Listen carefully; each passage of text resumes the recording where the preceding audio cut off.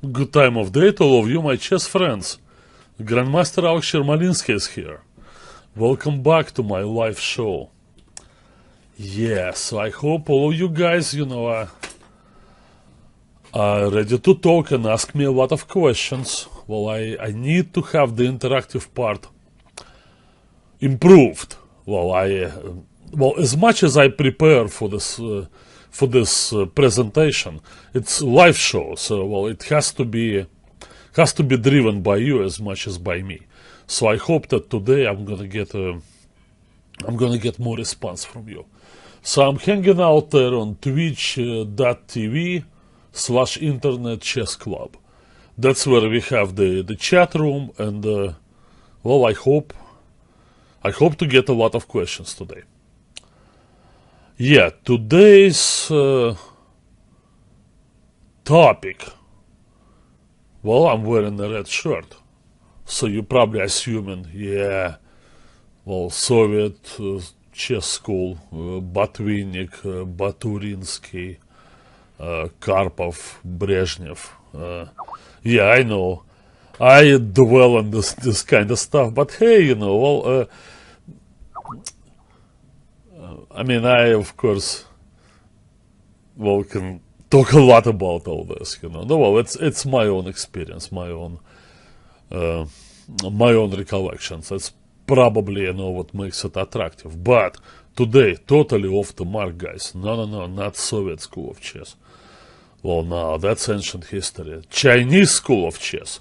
Now, I have to be careful not to say Chinese chess, because, as you know, it's a different game. So I need to title this show Chess in China.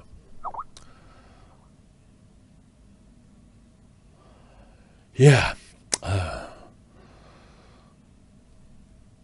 When I was in my prime, which was, say 20 years ago, maybe, or the Chinese players, they just making their entry into world of chess. The Chinese team started doing better in chess Olympiads. They became good enough to finish consistently in top 10. And some of their best players, they probably reached the level of, top 30, top 40 in the world. About some.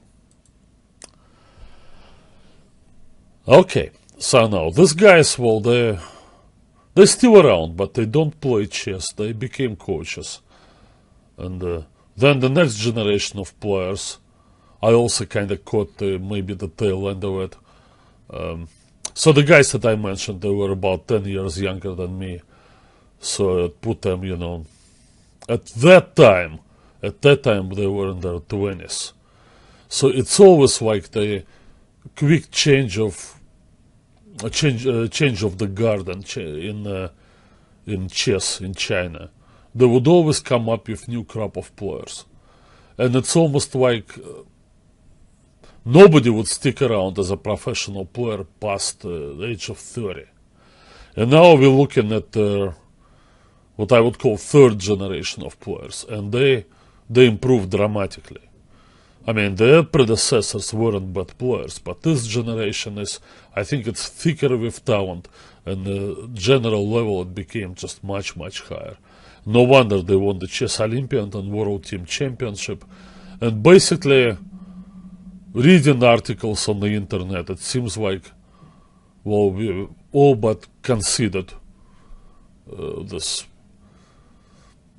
Chess Olympiad title to the Chinese players, with the exception of the US team, I assume. But the US team, we got Wesley So and now Fabiana Caruana, so that's some interesting recruiting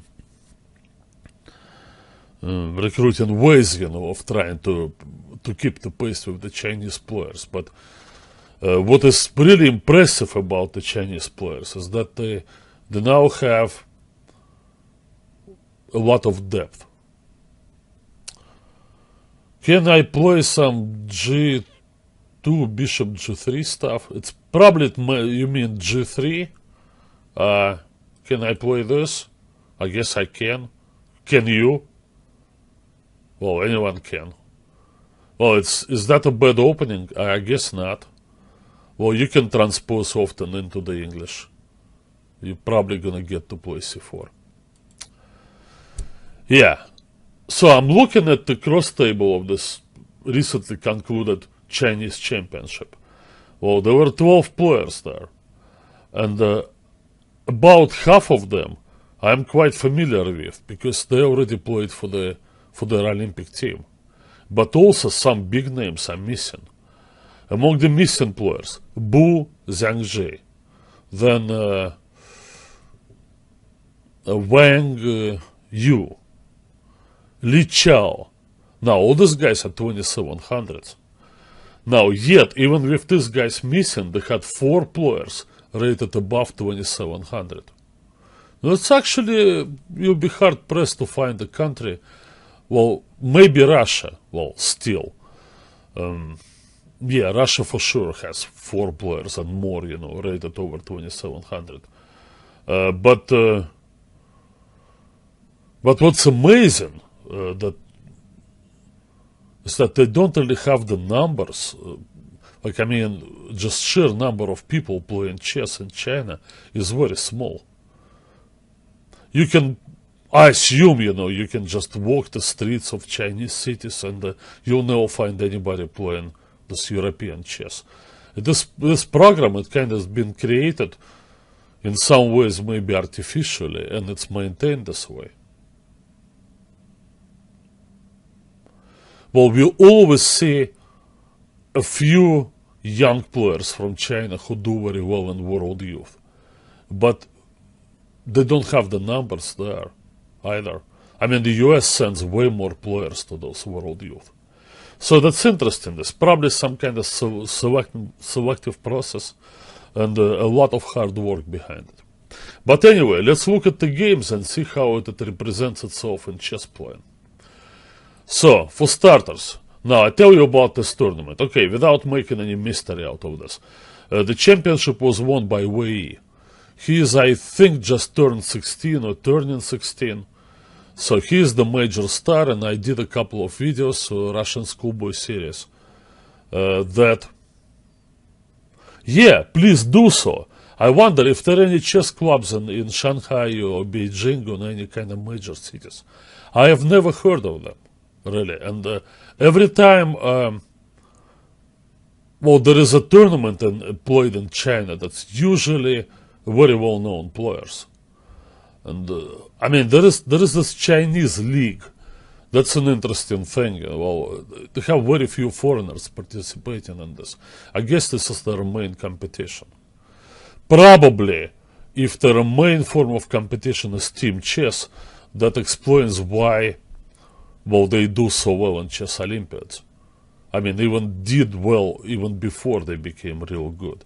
The team spirit and, ability to sacrifice in the sake of team's performance. Well, maybe I'm wrong, I don't know. It is just kind of a mysterious thing. And those guys, right? The grandmasters. I know that Grandmaster Li Chao was a coach at Beijing University team. Okay, that we'll probably find that, but I wonder how if they had, 50 million organized chess players, where do they hide them? Well, I doubt, that they have such numbers. But anyway, we'll see. We need additional research. Anyway, Wei, followed by Ding Liren. So Ding Liren is only 22 years old? And then Wang Hao. All these guys are very young. And then Yu Yangyi, who's I think 21 years old. Yu Yangyi distinguished himself by playing extremely well in the Qatar Open, where he upstaged both Giri and Kramnik by beating them in the last 2 rounds. Those guys, they had long winning streaks, but ultimately in the end, Yu Yangyi won. So anyway, let's look at some games. First game I wanted to present your attention is a battle between Ding Liren and Lu Shangwei. Lu Shangwei is, I had not heard about him until he played an Aeroflot Open in Moscow this year. I mean, so once another guy who comes out of nowhere, totally don't know who he is, shows up there, and he played extremely well in the tournament, and particularly well in the Blitz. In the Blitz tournament, he was the main competitor of Yan Nepomniachtchi, known Blitz expert, who was in great form in that tournament, won both main tournament and the Blitz, but Lu Shangwei was right there. So let's check this game out. Alright. Theoretical lines. They always play theoretical lines. Now, it's the best way to learn to play chess quicker, because if you're not afraid of little work, then you study games of best players, and you memorize the moves, and you study with computers, and you do it over and over every day. Well, finally, you kind of grow into this, and then you can play now your openings on about the same level as people could in the pre-computer times. But back then, they needed almost a lifetime of learning one opening, in order to play it as well as people can now if they just study it with computers. What I'm talking about, I don't know. I'm talking about chess in China. If you disagree, make some comment. Cadillac, hey. Anyway, so this is the Vienna variation, right?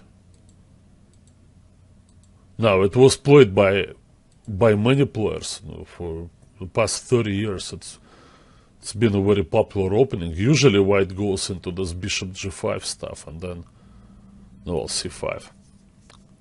Lots of theory there. As I said in the past, you would have to play it and kind of,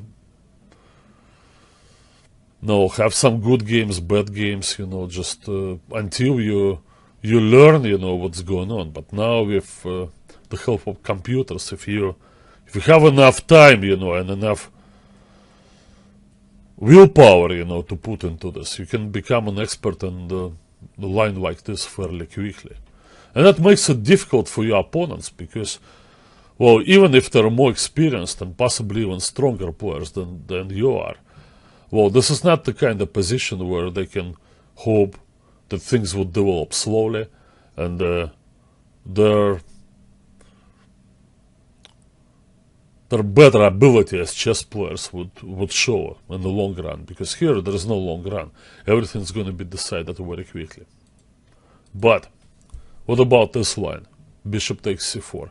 Now, yes, that was played by Ding Liren already.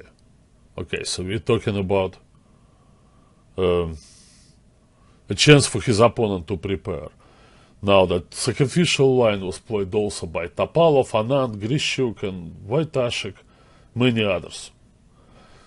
Well, so white gives up the central pawn on e4, all in the name of quick development. I'm actually kind of curious how come nobody come up with this in this pre-computer times.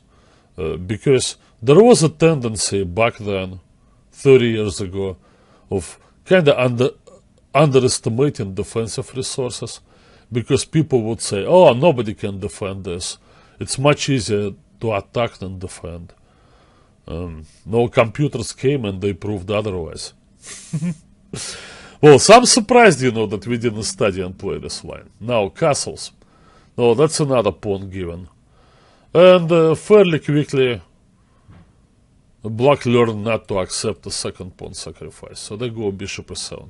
So now white has what? Well, basically the knight is out, and he castled already. And he's on the move. Black hasn't castled yet. So that's 3 moves. 3 tempi for development. And, well, there was this traditional kind of school of thought many years ago, 100 years ago. And then you can give a pawn for 3 extra moves in your development. And here, white has the center. So he's lacking the b2 pawn. Oh well, maybe he's got the b file in return. Okay, anyways, it goes knight e5, queen g4. Well, now of course it's very easy to talk about all this, how you're gonna enjoy your lead in development, but aren't you feeling some kind of pressure that if you don't deliver, you're gonna be hopelessly down a pawn in the endgame? No.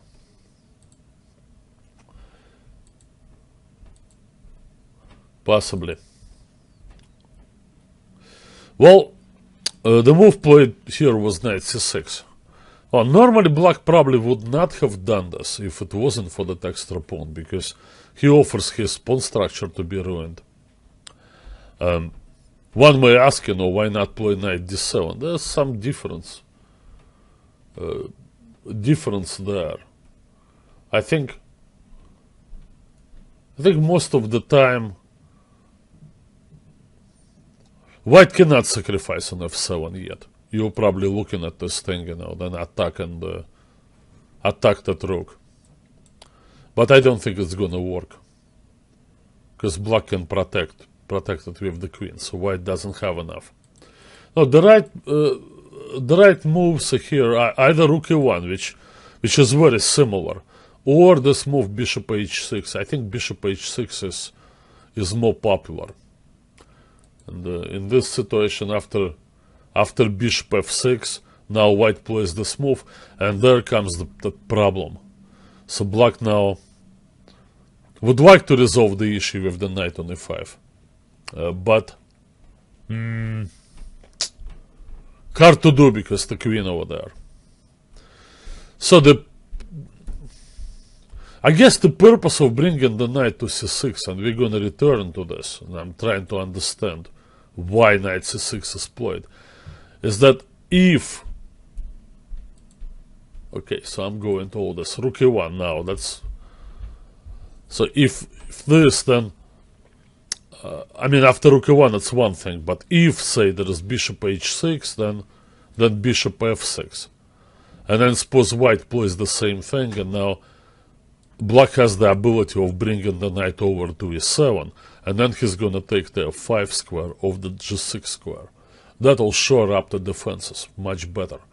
So the knight from c6 has this ability to go to e7. Okay, alright. Now I'm looking at all this. Dingleren, okay, he played this line before, but he just knows it so well. And he didn't play bishop h6, he played much better move, rook e1. Already played by Anand and Topalov. Now black plays this. I don't really like this move. I think after this white has enough long-term compensation.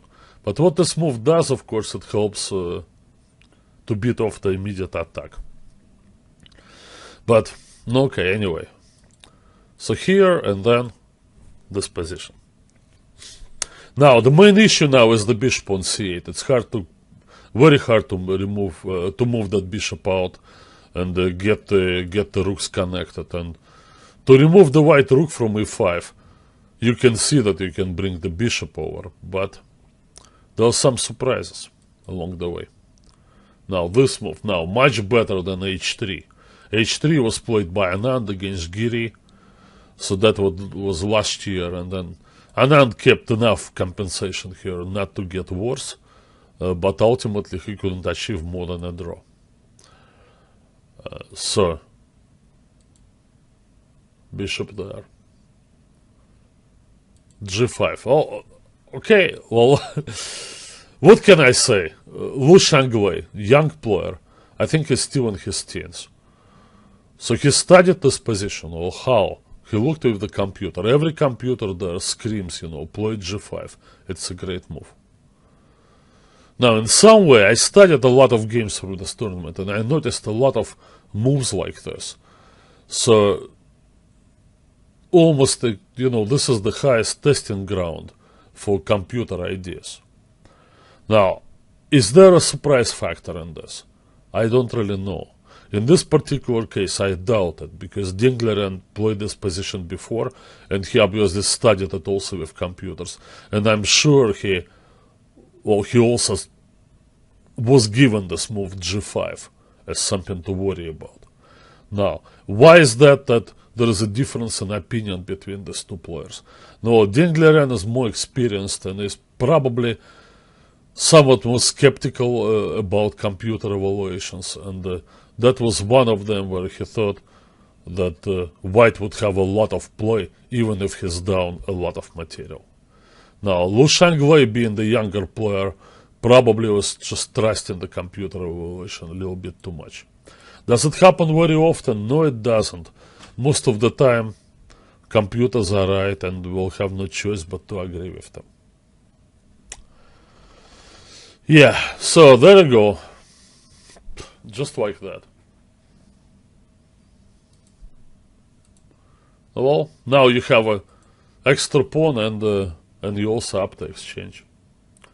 Now, it was all played by Topalov against Laznichka.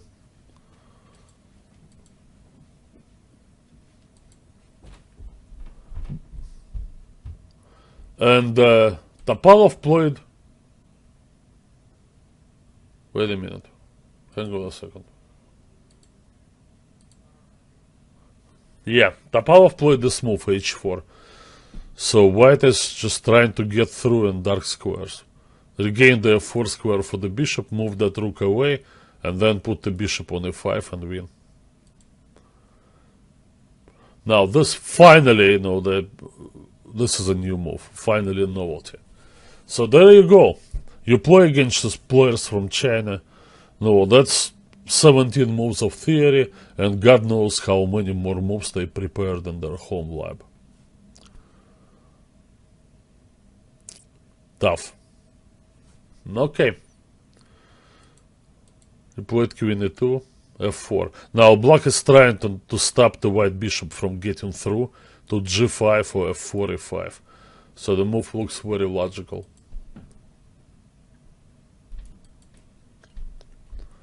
And now, well, he took the pawn on g4. I also thought that maybe white could have played that. There is a lot of threats here. There is a lot of possibilities for white to try to get to the king. I'm personally terrified. If black was my student, I would say, "What are you doing? You can't play chess like this." Alright, we'll see what happened in the game. There, rook e4. No, looks like white is just about to crash through. He plays this nice move, queen g3.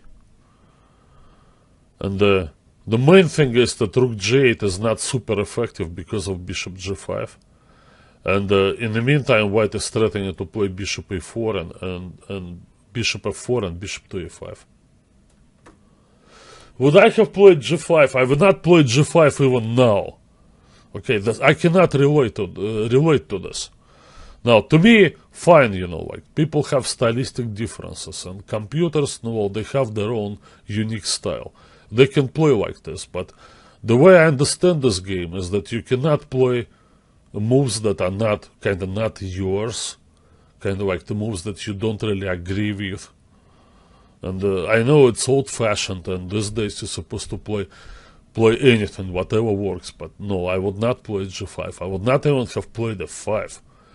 I mean, I'm looking at the old man Morozevich. No, well, he's 19 years younger than me, but he's an old man of modern chess. He did not play f5 against Grishuk in this position. Actually, let me go back.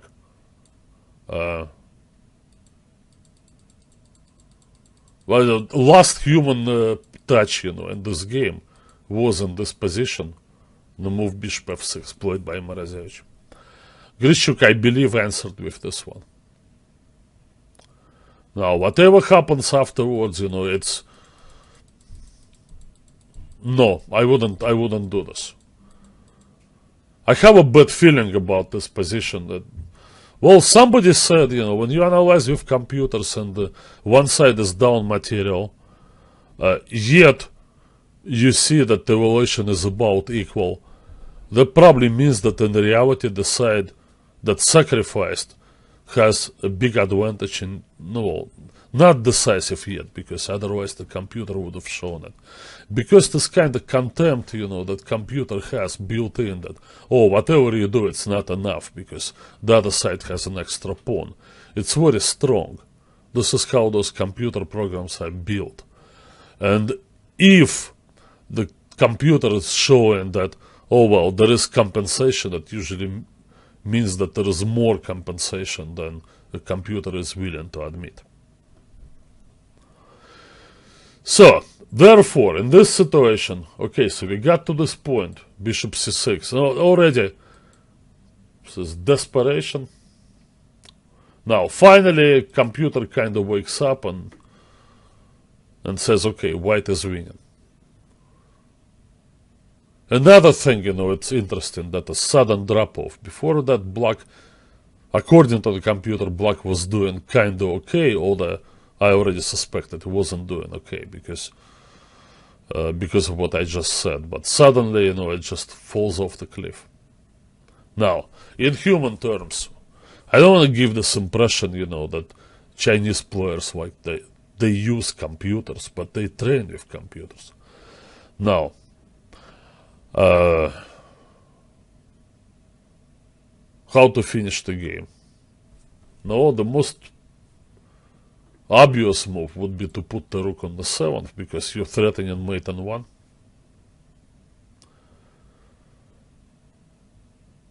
No, well, say check.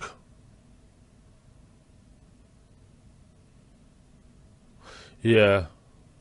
In this position, I'm not sure. I think maybe this is the best, because now it's not really important to control J8 anymore, because there is another threat of bishop e5.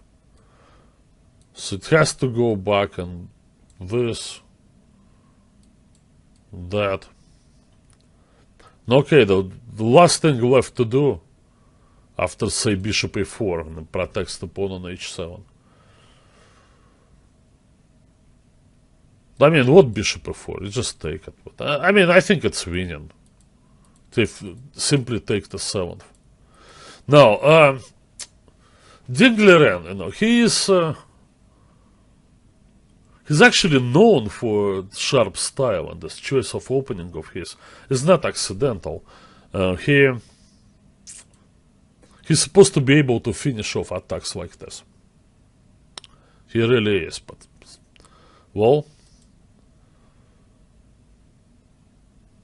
but he thought d5 was the best. I think his idea was also to get the bishop like this, y3 to d4.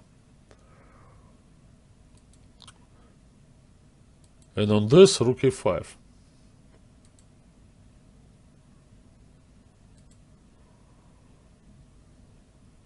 Yeah, but there is this check. So somehow what happened there, that the white rook took away that square from the queen. Had the rook been on the 7th, then white wouldn't have to worry about the bishop at all. But now he has no threats, and therefore he can't go back bishop f1 because of this.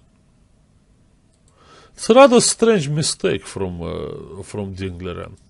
I actually found a few. I found a few tactical oversights in the games of players from this Chinese championship that somewhat surprising.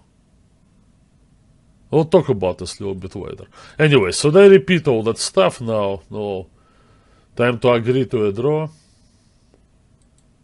Well, he made one more effort with bishop e3. Alright, so that's mate coming from d4.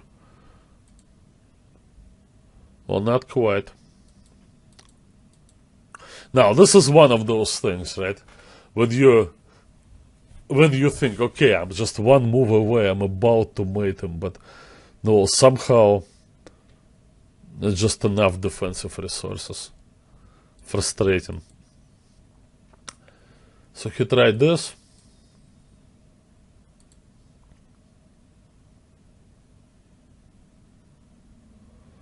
And now I thought the right move in this position would be to play Queen G6.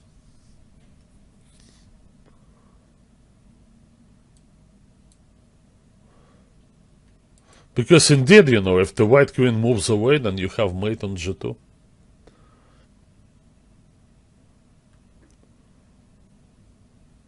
Actually, white can get a lot of material back. Even in the endgame, you can take and then you can play like rook c5. You have the spin and you're hitting the bishop, so white is not risking to lose the game. But I doubt that white is better all the same. I think in the result in rook endgame, ultimately it's going to be rook endgame. A draw would be a normal result, because I think it's just going to be equal. So, strangely oversides begin to creep in. Rook g8.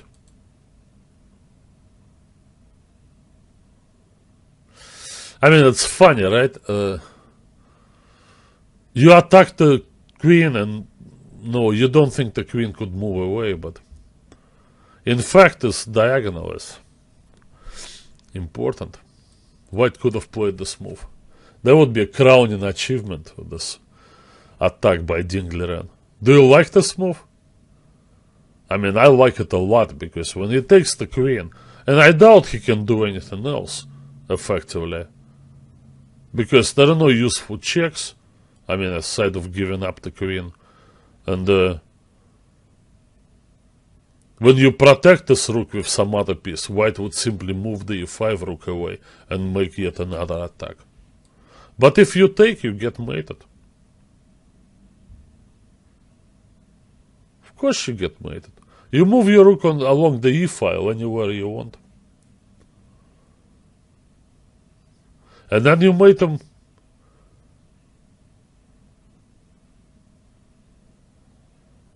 Oops. I'm sorry, I don't know what happened, I got some... Maybe it'll come back, sorry about the interruption.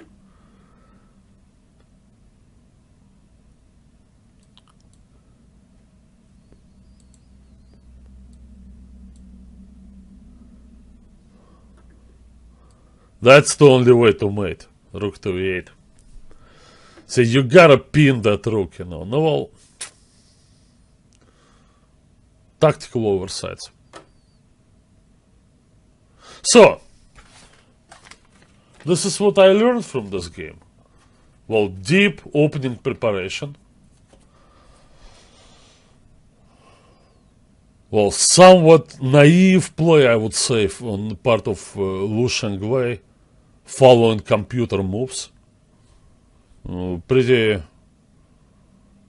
dangerous, in my opinion, to open up the dark squares like this. Dingleren is basically didn't have to do anything. He just achieved the winning position after 23 moves. Oh boy, I got some problems there.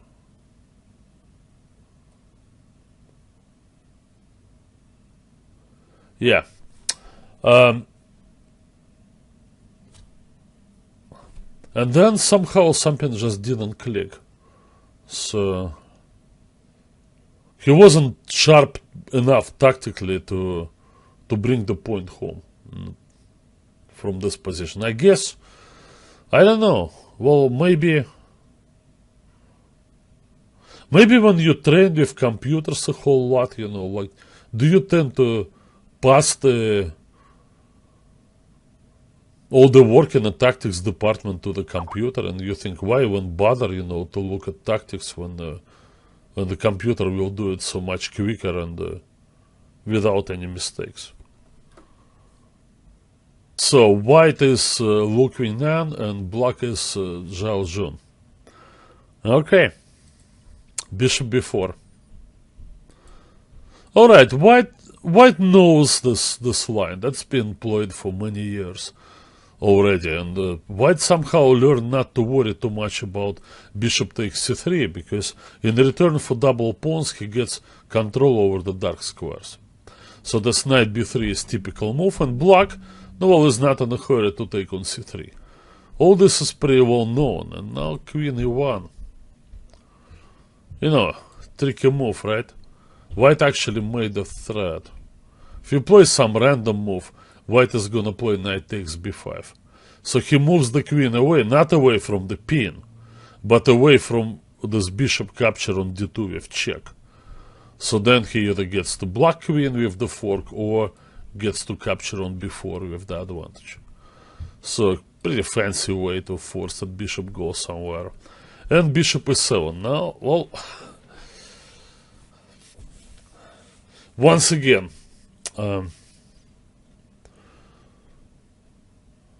I would think, you know, like by all traditional methods of learning openings, you know, it would take years and years to learn to play this well. I mean, apparently, you know, the players from China, they're able to very quickly get on top of modern theory and in almost any variation. Particularly sharper it is, you know, the more comfortable they are. Now, okay, so the white abandons the pattern of the English attack, which would be moving the g pawn forward and plus it more Sicilian style. Standard, kind of. Okay, the pawn went to e5 now. Is white gonna be able to grab a hold of the d6 square? Probably not. You know, the black knights are quite good over there. They provide some degree of activity and also, no, I'll secure the king. Help black to secure the king. Now bishop to b7. Interesting position. Now f5. Very characteristic pawn structure for this line. We call it the Khan Sicilian, right? And then white went straight forward to break through and gave up the white square bishop, which of course is kind of a sad development because it was a great attacking piece and also providing protection to c2. But what about this pawn on e6? Our combined play, trying to hit the queen and chase the queen away, win the pawn on e6, but defending. Okay, white didn't want to draw. Give him credit for that. Move the rook to g3. Like, from my experience, I always thought that positions like this should be okay for black as long as he doesn't lose anything immediately. I mean, the pawn on e6 is somewhat weak, but you have the bishop pair and the white knights from c3 and particularly from b3, they have a long way to go before they can do anything on the king's side. And also white, who plays actively with the rook, as in return is going to experience some back rank difficulties. So I would feel quite confident here with black. And b4, hey, why not? Let's go forward. Now black probably doesn't want to repeat. But he gets chased around. Now, this is a very good job from Zhao Zhun. So he saw that if he wanted to keep the pawn on e6, he would have to agree to a repetition because he simply could not find squares for the queen. Well, obviously, he always wanted to avoid the c6 square because the knight d4 forks the queen and the pawn. So he did that, and he also kept in mind that after he loses this pawn, he will take the game to the endgame. So exchanging the white queen helps black a lot, not only for defensive purposes, because I don't think white had an attack. Actually, the white queen was controlling a lot of squares, and now without the queen on the board, the pieces become discoordinated, and black begins to attack practically on every move. Knight h5. Okay, here takes. Well, Lu Quin'an, found an interesting idea. So he's given up the knight on f4 because he's eyeing this bishop over there. Here comes bishop g5, g3. Now, well, if white counted on bishop takes f4 and then black gets the pawn back, maybe black is better because he has a superior minor piece, bishop to knight. But with white rooks also being active on the 7th, probably white would be okay. But came this. And now it's interesting. Let me check on my analysis here, because I was looking at that stuff. And I wasn't quite sure if... I mean, I liked black's play, I just wasn't quite sure that would really be so effective as it turned out.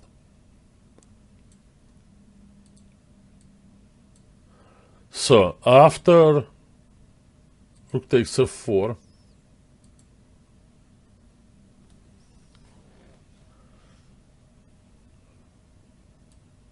he had to takes.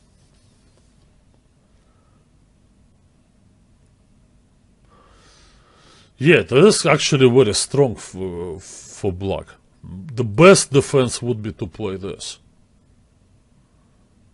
Because indeed, if you come out with the king, then after this check, black will trade on d1 and then win this rook. So you're going to go up a piece.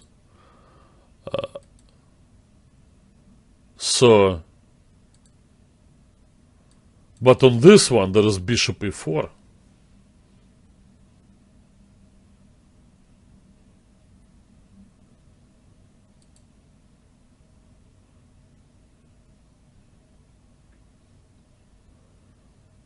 And then white probably would have to go with the knight to protect the pawn. Now, this is extremely awkward. I don't like this position, but who would? I mean, on knight d4, there's rook c4. Threatening to take. c3 is hardly helpful because you can take this way. Bishop's very strong. So anyway, he did go king d2. I guess I was wrong, right? Because on this one, yeah, well, I didn't look deep enough. This is the idea. So the rook is under attack on d1 and the bishop on b7. No, clever use of tactics, but white's position was so compromised that it didn't surprise me that black found the winning move. A pretty neat one, actually. Play this bishop f3. So he makes this attack on both rooks, and most importantly, takes away the e2 square from the white king. Now you move the rook over there comes the check, king back, then you will trade on e3, and mate. Pretty nice work. Okay, and that's from a kind of a middle of the road guy, who finished in the middle of the tournament table, Zhao Jun, and he obviously also with the people I mentioned, that I had of him, people who didn't play in the championship this year. He's probably very far away from making the Olympic team, but Noel appears to be 26-13, and it's quite a capable player. What a nice game.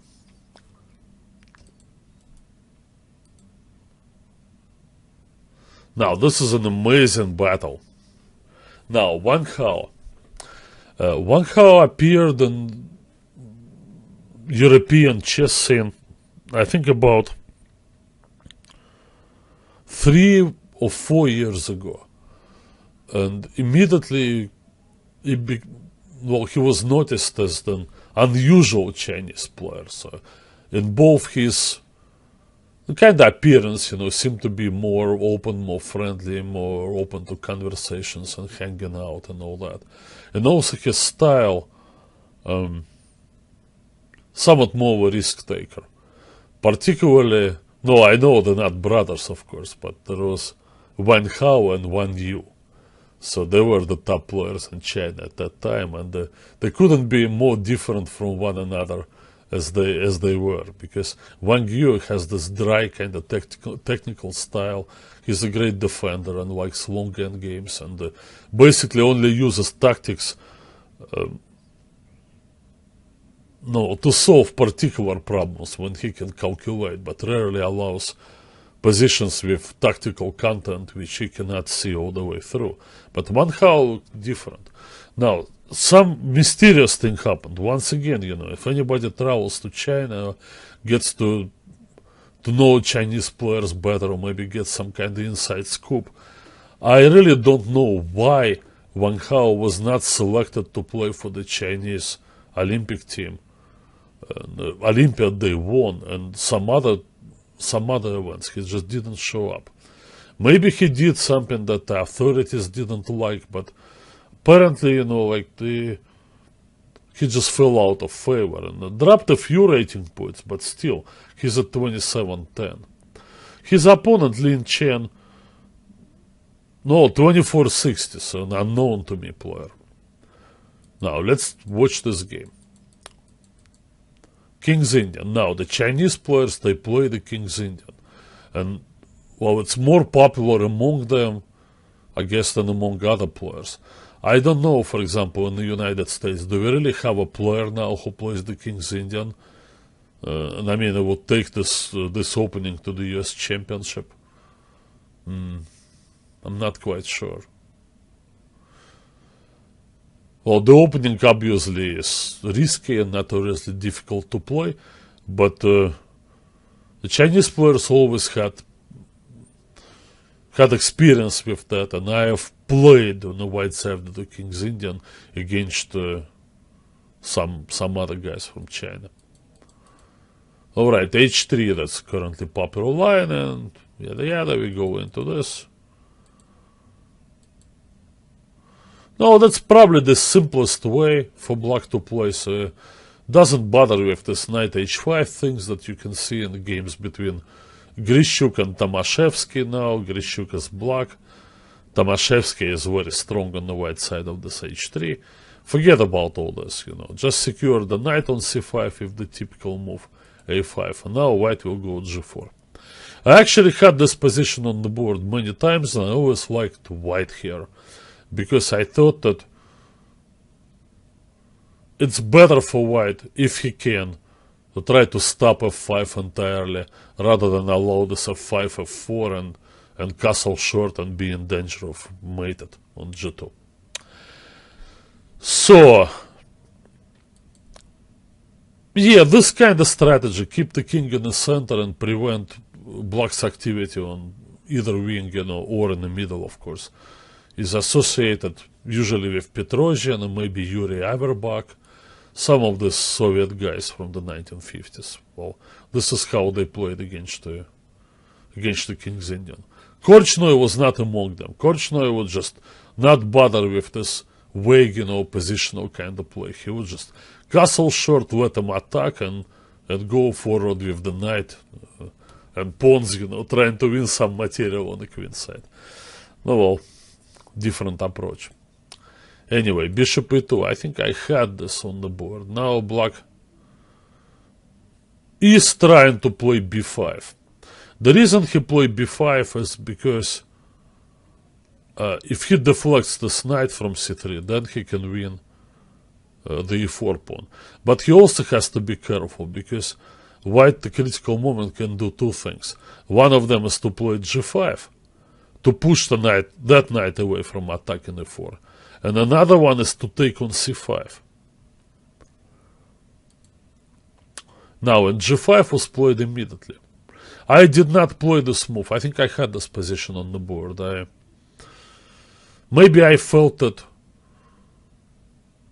it would be possible for black to open the f file. And indeed, that's what happened. But here, knight c4. So, white wants to keep the pawn on g5.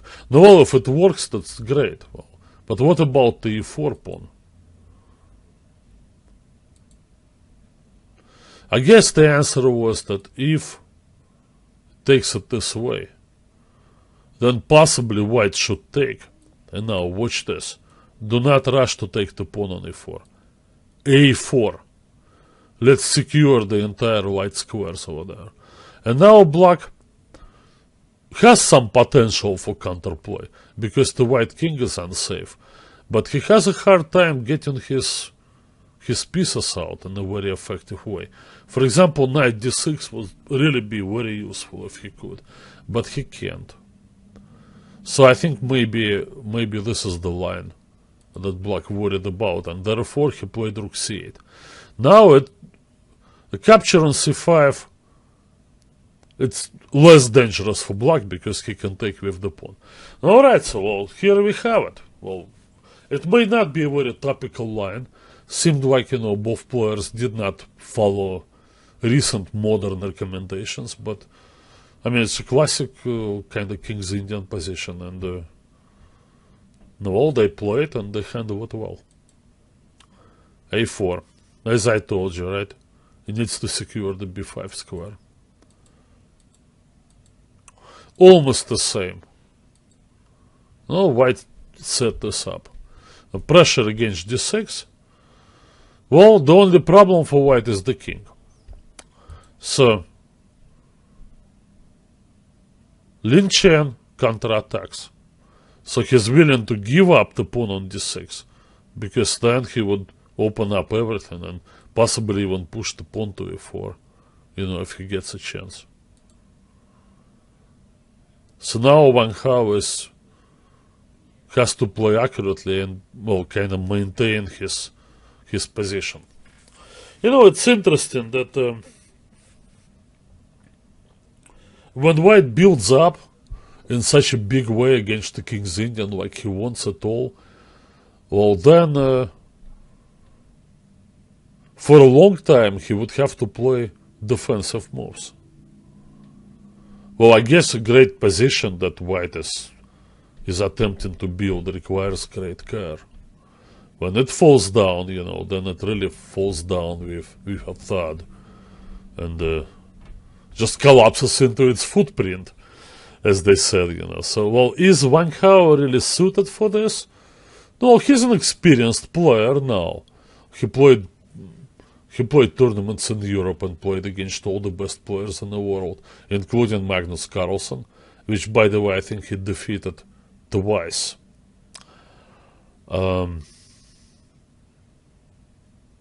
Yeah, but still, I think it's a bit out of his style. Now, here is one thing that I want to mention. Since the Chinese players, they work very hard with computers and they follow computer recommendations, I think they sacrifice their stylistic differences while doing this, and they become sort of more uniform, and I'm not sure it's entirely a very good thing, because I do believe that you need to work on your weaknesses and to improve in chess, but all the same, there is something, your strength, that was unique and help you to get where you get, right? And if you stop working on that and just only work on patching holes, then you just lose this edge, that you had. And in modern chess, it's very important. It was always very important. Very important to have some type of positions that you handle very, very well. And that you can do it against anybody, Magnus Carlsen included. I think particularly, I'm not really talking about Wei. I know he's the hottest item there in chess in China, but I made videos for my regular Russian Schoolboy, and I hope you find time to watch them. They're going to be released eventually, and you will see that for Wei, his play appears to be very natural, and I'm not sure I can say the same about Wang Hao now.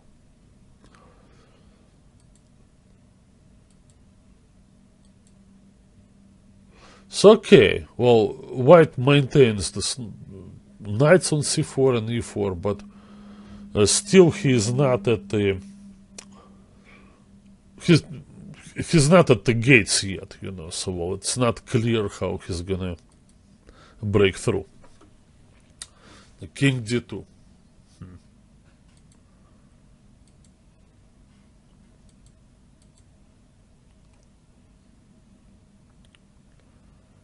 All over the place, right? Knight goes to b6, then the rook goes all the way to g1. Around here, I don't know, I kind of, it just stopped making sense to me, honestly. I think white hesitated too much, and probably his position is really not so good. I mean, knight g7 is okay. Well, black doesn't have to worry about d6 anymore, so maybe he's tapping h5 and all that, but already black could have played this move. You know, it's a pretty resolute move, because now you attack this knight on b6, which cannot come back because of rook takes d5 check. And white must accept the sacrifice and go back and allow queen takes d5. There, and then the knight comes from d6. Now, well, considering the white king on c3 and all these passive positions of white rook, so I can say that black is winning. Now, Lin Chen. You may not notice rook c5. No, once again, you know, I'm referring to this surprising lack of tactical sharpness as the drawback that I found in modern among modern Chinese players. I mean, it's almost particularly for they miss things for themselves. If you push them, if you attack, you know, well, and you make threats, they will probably find defenses, you know, most of them. But when they are on the attacking side, then I don't know, I just see this lack of sharpness. Okay, so knight g7 was played, and he played knight e6.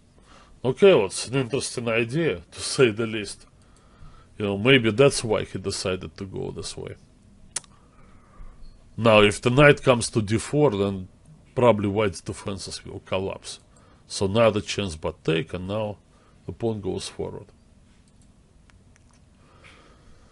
So, Wang Hao, seeing, you know, the total collapse of his strategy, now has no choice but to rely on tactical play. So he gives up his knight and takes on e5. This king is barely hanging there on d2.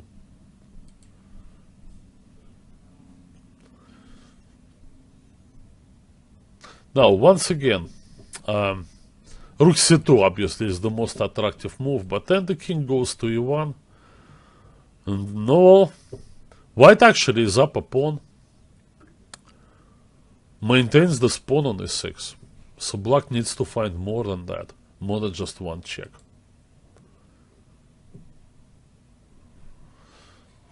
Oh, maybe he could have done that.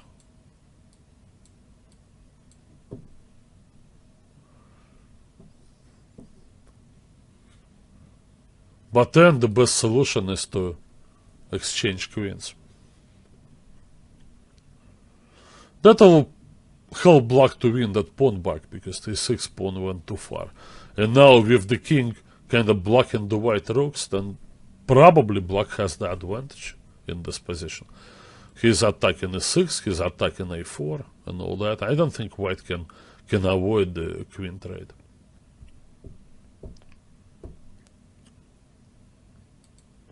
That was not found.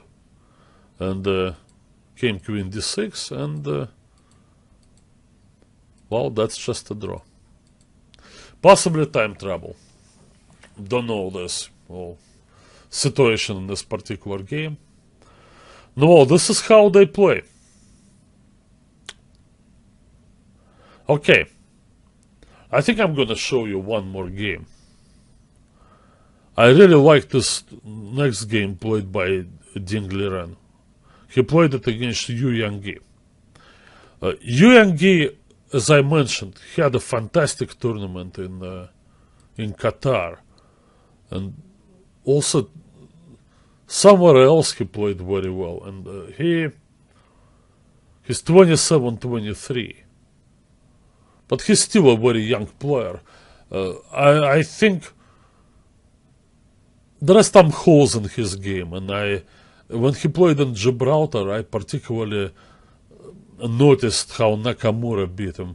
Nakamura really played a nice controlled game, so he had one plan, that he selected, that occupation of the weak square on f5, and went very consistently for it, and seemed like, that Yu Yang simply couldn't find enough to offset that positional deficiency. Textbook game won by Nakamura.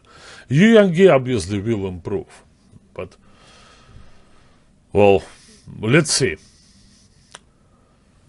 Okay. Oh, they play that too.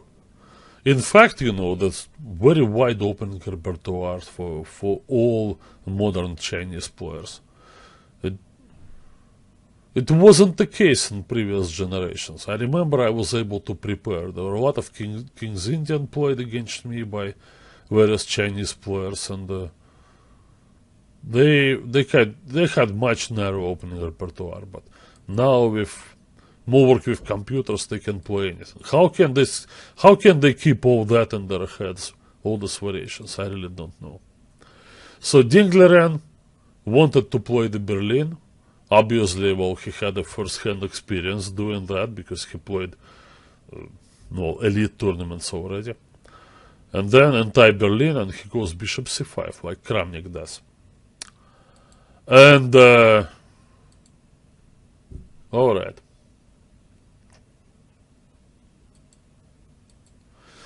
I don't know what to say about this before. I mean, I see it played time and again in the various quiet variations of the Italian game and here. I mean, it's a space-grabbing kind of thing, but I always get a feeling that White is playing the wrong side of the board. I believe White is more successful when he plays the standard knight d2, f1, g3, and so on, the usual Spanish stuff. Okay, now with this move, I don't know if the attack against f7, nothing really happening over there. So Yu Yang got his space and then get to play this move. Okay, rook f8. So this is what the whole thing was about, right? To force that rook to come back. Now, well, big question is, can we go knight g5?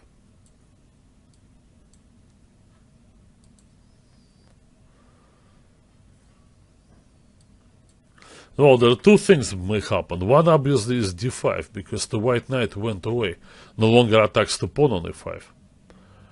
d5 probably is possible, and another possibility is to play queen a8. So I assume it's local success for white to force the rook back to f8. But for that the queen went to b3. And also that bishop on b6 is quite comfortable. So white is nowhere near putting his knight on c4, which would be a logical continuation of the queenside expansion plan, to take on b6. So, and he played knight d2. Now, this knight c6, e7, g6. You see it in games of Anand. Pretty much every good player who plays the black side of e5, Levon Aronian and all others, well, they appreciate the chance to move the knight to g6. Same way as the white moves the knight to g3. So, well, shouldn't forget, the position is symmetrical in pawn structure. So now white strikes in the center. Now, is that consistent with a4 and b4? Not so sure. Now, watch this. Knight h5.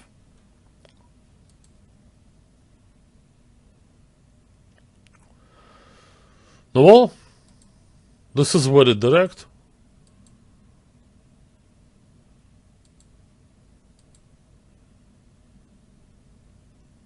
But black wants to play knight f4.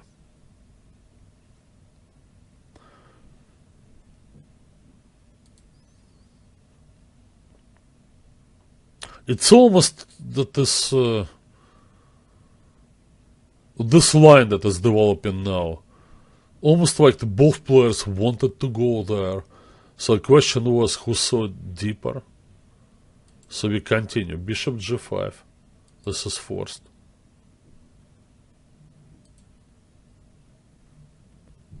Now bishop e7. Alright, so if black moves the rook, then it's total disaster. Knight takes e5, hits the queen, hits f7, wins.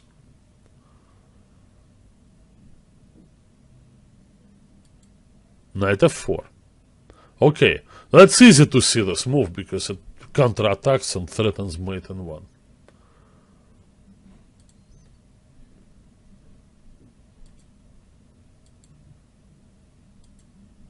This is the correct answer. All the same, the queen went away, so there is no chance to play rook e8. And now Ding continues with g5.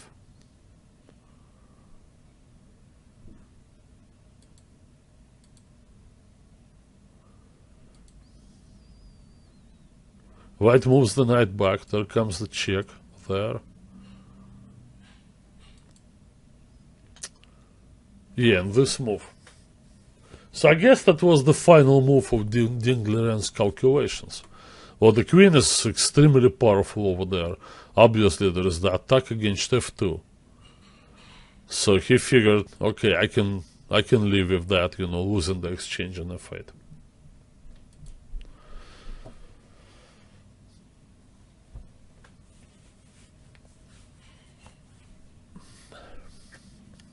So what to do here if you're a white?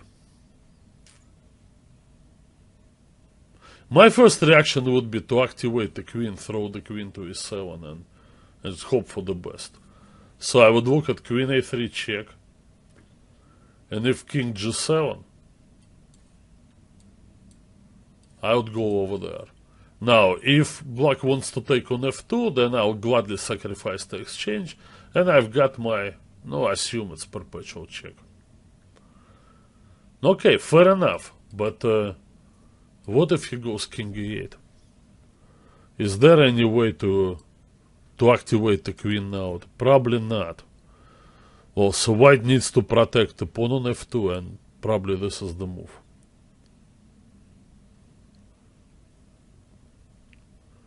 So it's not only knight takes f2, which white is actually quite happy to see, because he will sacrifice the exchange like this and then play some queen move and attacks the spin bishop and wins it. I think stronger threats, which I'm sure Ding-Liren already saw, can be created by moving the bishop to g4. And then possibly queen takes e4 and bishop f3. It's a terrible box, that the white king finds himself in.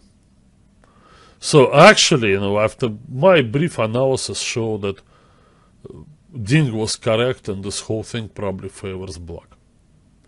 I was thinking of one more thing, guys. In this position. In reply to queen d1, right?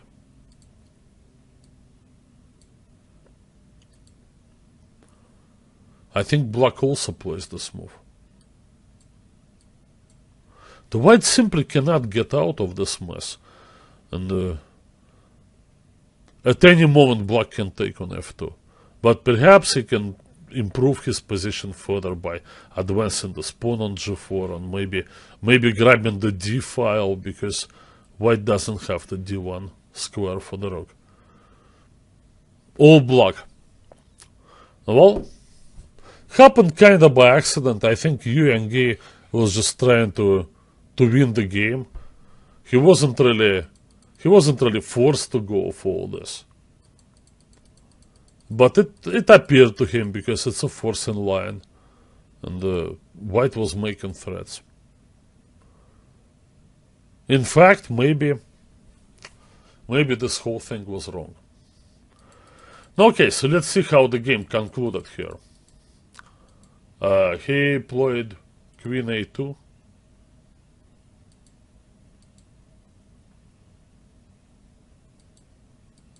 Nothing. You could come up with nothing here. There's really nothing to be done against this setup.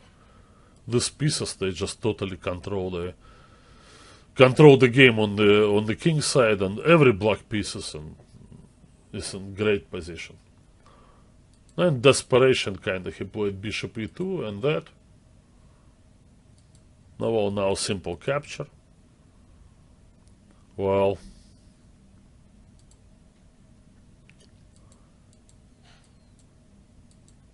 and now the final shot. I mean, obviously, in reply to queen b1, black is going to win. This bishop back on e2. Well, probably the simplest is to give this check, right, and then do this. I mean, white's totally hopeless here. So great win for Ding Liren, and no, kind of a warning to you, Yang, maybe to take this little more seriously. I have a feeling that Yang Yang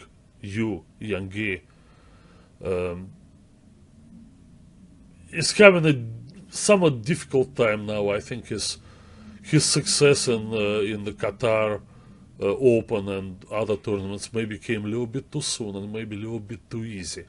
And now people are aware of what he is and what he's capable of, and he need to kind of slow down maybe a little bit and just take a little bit more time making important decisions, such as the one he played in this game. Altogether, well, to conclude my report on chess in China, now I would say that this is the strongest chess country in the world now. I mean, I'm sorry for the Russians, you know. I mean, obviously I'm ethnic Russian, although I'm not a citizen of Russian Federation. Sorry about that, but no, well, that's the reality, you know. Your guys are, some of your best players are older now, and your young generation simply is not keeping pace with the Chinese. Now, does it mean that the next world champion after Magnus Carlsen is necessarily going to be from China? Probably not, because Magnus Carlsen is from Norway, and there was really nothing that would indicate an emergence of a Norwegian world champion, best player in the world, before Magnus or after Magnus. So the world now is much smaller than it was. People interact much easier thanks to the internet and all these things, and really there is no way to tell. But if you talk about traditional powerhouses, well, Red China. Alright guys, thanks for your attention. I'll catch you guys in a couple of weeks. Take care. Bye.